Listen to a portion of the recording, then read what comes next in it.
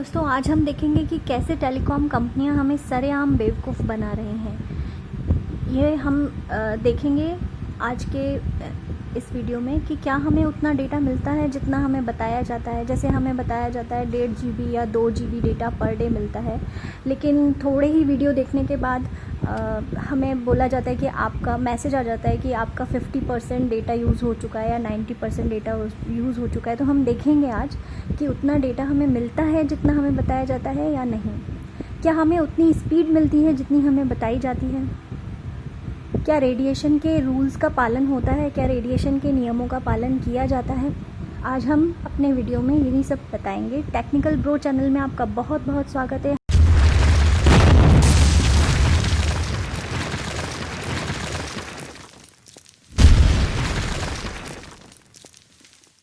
अब हम बात करते हैं हमारे आज के वीडियो की कि क्या हमें उतना डेटा मिलता है जितना हमें बताया जाता है। जब हम डेटा की बात करते हैं तो मेनली हम बात करेंगे आज वीडियो की, क्योंकि ज़्यादातर जो डेटा खर्च होता है या स्पेंड होता है वो वीडियो के अंदर होता है। तो हमें बताया जाता है कि 1.5 GB या 2 GB आपको पर डे डेटा देते हैं। तो कितने HD वीडियो देख सकते हैं हम 1.5 GB में या 2 GB में? तो उसके लिए हम आज देखेंगे कुछ टर्म्स हैं, जैसे SD यानी कि स्टैंडर्ड डेफिनेशन, HD यानी high definition, full HD, ultra HD। तो उनके बारे में हम आज देखेंगे, क्योंकि वीडियो के कई टाइप्स होते हैं ये। उसके अलावा हम YouTube वगैरह पे जब हम वीडियो देखते हैं तो उस पर 240 पिक्सल या 360 पिक्सल या 480 पिक्सल, 720 पिक्सल, 1080 पिक्सल, ये टर्म्स यूज़ होती हैं 4K जैसी। तो उनके बारे में भी हम सबसे पहले थोड़ा बहुत जानकारी करेंगे कि ये चीज़ें होती क्या हैं, ठीक है, ताकि आपको ये सब अच्छे से समझ में आए कि वीडियो कितना डेटा ले रहा है।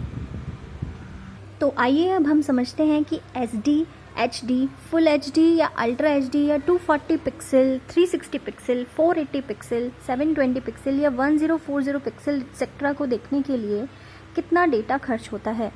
ये सभी चीज़ें स्क्रीन के रेजोल्यूशन से रिलेटेड हैं। उससे पहले हम आपको ये बता दें कि ज़्यादातर हम 16:9 आस्पेक्ट रेशो को यूज़ करते हैं। 16 आस्पेक्ट रेशो क्या होता है? यानी कि यदि स्क्रीन की चौड़ाई या विड्थ 16 है तो लंबाई या हाइट 9 होगी। इस हिसाब से यदि हम बात करें तो HD वीडियो की, तो उसमें आपके एक वर्टिकल या खड़ी लाइन में 720 पिक्सल होंगे और हॉरिजॉन्टल या लेटी हुई लाइन में 1280 यानी 1280 पिक्सल होंगे।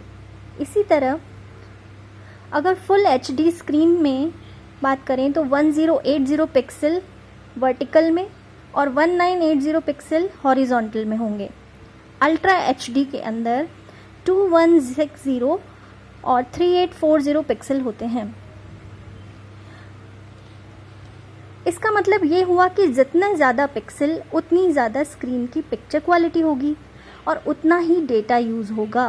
अब लेकिन यहाँ ये समझना ज़रूरी है कि नॉर्मल मोबाइल स्क्रीन के लिए 480 पिक्सल में देखे जाने वाला वीडियो भी सफिशिएंट क्वालिटी का होगा। हालांकि अगर आप उसी वीडियो को 15 इंच के टीवी मॉनिटर पर देखते हैं तो ज़रूर पिक्चर क्वालिटी आपको डिग्रेड लगेगी। तो एक बात तो ये क्लियर हो ही गई कि मोबाइल स्क्रीन के लिए 480 से लेकर 720 पिक्सल रेजोल्यूशन काफ़ी होता है। तो अब हम इसी अकॉर्डिंग आगे देखेंगे कि इन वीडियो में कितना डेटा खर्च होगा। अब आगे आपको ध्यान देना होगा कि वीडियो क्वालिटी आपके स्क्रीन रेजोल्यूशन की बजाय वीडियो बिट रेट पर डिपेंड करती है, यानी कि पर सेकंड किसी वीडियो को देखने के लिए कितना बिट डेटा चाहिए।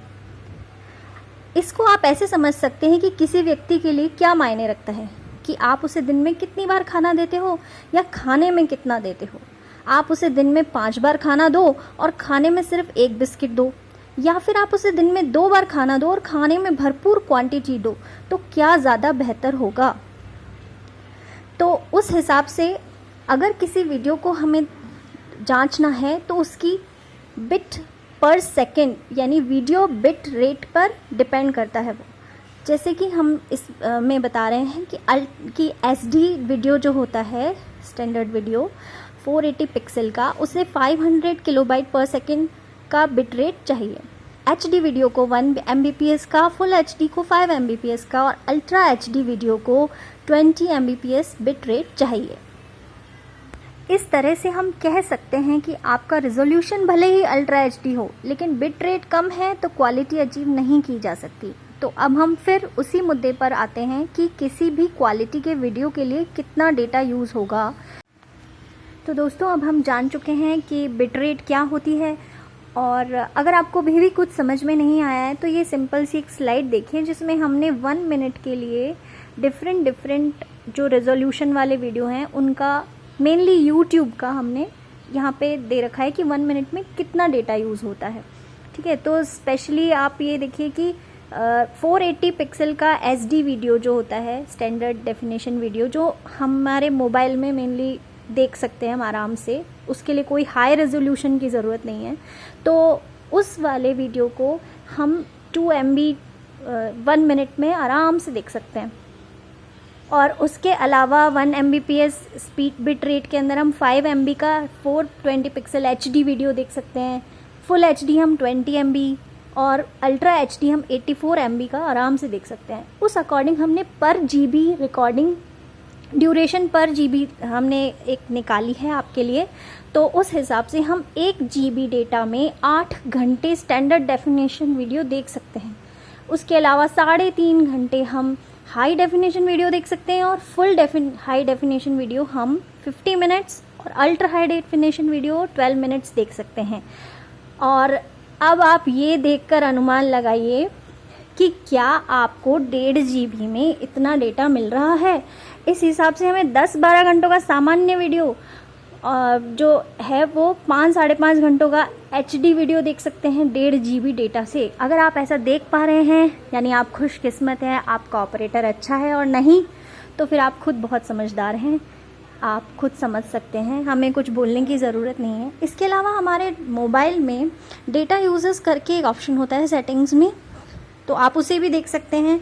अगर उसमें दिखा रहा है कि आपका एक पर्टिकुलर टाइम का जो सेलुलर डेटा है वो 1.5 GB कंप्लीट हो रहा है या नहीं, अगर हो रहा है तो इसका मतलब है कि आप खुशकिस्मत हैं, आपका ऑपरेटर बहुत अच्छा है, और नहीं तो आप खुद चेक कीजिए कि आपको कौन बेवकूफ़ बना रहा है। तो अब हम जानते हैं कि क्या हमें उतनी डेटा स्पीड मिलती है जितनी हमें बताई जाती है। ये हमारा आज का सेकंड टॉपिक है और अब हम इसी के बारे में बात करेंगे। तो सिंपल सी बात है कि किसी वीडियो को अगर हम डाउनलोड करें तो उसमें कितना टाइम लगता है, ये अगर हमें पता चल जाए तो हमें पता चल जाएगा कि हमें स्पीड सही मिल रही है या नहीं। तो हाँ, 2 तरीके का लिंक होता है, एक होता है अपलिंक यानी अपलोड करना और डाउनलिंक यानी डाउनलोड करना। तो इंडिया में अपलिंक को कम रखा गया है, मतलब अपलिंक की जो स्पीड होती है उसे कम रखा गया है और डाउनलोड की स्पीड को ठीक रखा गया है। उसे असिंक्रोनस डेटा कम्युनिकेशन कहते हैं। ठीक है, और उसके हिसाब से अलग अलग जनरेशन के पता ही है आपको कि नई नई टेक्नोलॉजीज आई, जैसे जैसे जनरेशन बढ़ता गया वैसे वैसे स्पीड्स भी बढ़ती गई।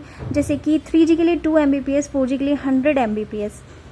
तो क्या आपको 100 Mbps मिल रही है 4G में? चलिए ठीक है, नॉर्मल 4G की बात करते हैं जिसका अपलिंक 10 Mbps और डाउनलिंक 20 Mbps हो नॉर्मली। ठीक है, तो उसके हिसाब से 1 GB वीडियो 50 सेकेंड्स में डाउनलोड हो जाना चाहिए।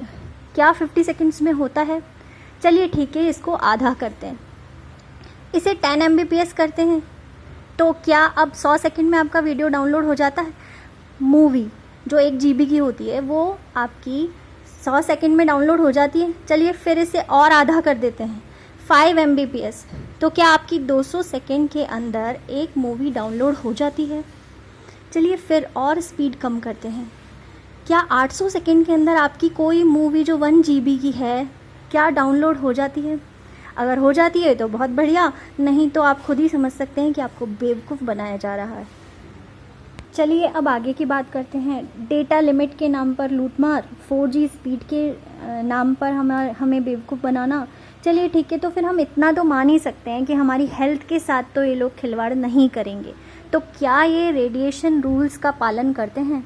बीच में आपने सुना होगा कि रेडिएशन को लेके तरह तरह की बातें हुई, कई स्टडीज़ हुई।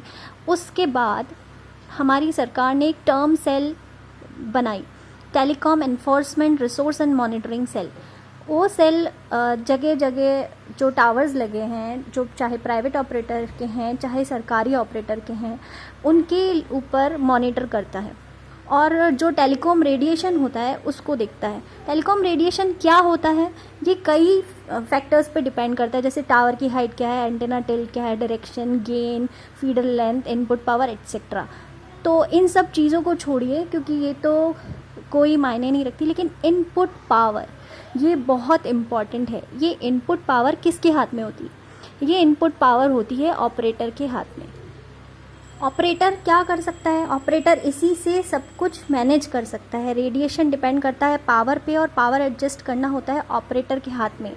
कैलकुलेशन मेथड और फिज़िकल मेजरमेंट, दो तरीके के मेजरमेंट होते हैं रेडिएशन के। तो कैलकुलेशन में भी हमें ये प्रोविज़न कंपनीज़ को दिया गया है कि वो अपना खुद कैलकुलेट करें रेडिएशन और भेजें। 90% जो होता है फिज़िकल मेजर, जो कैलकुलेशन मेथड होता है वो उन्हीं को करना होता है, तो वो अपना पावर एडजस्ट करके उसे मैनिपुलेट कर सकते हैं। उसके अलावा फ़िज़िकल मेजरमेंट का ये है कि सिर्फ 10% जो साइट्स होंगी उन्हीं को वो लोग देखेंगे। जो टर्म सेल है वो सिर्फ 10% को मॉनिटर करेगा, तो वो जो 10% है उनको भी वो पावर एडजस्टमेंट से अपने हिसाब से चेंज कर सकते हैं। वो क्यों बताएंगे, क्यों कहेंगे कि हमारी जो साइट है वो रेडिएट कर रही है।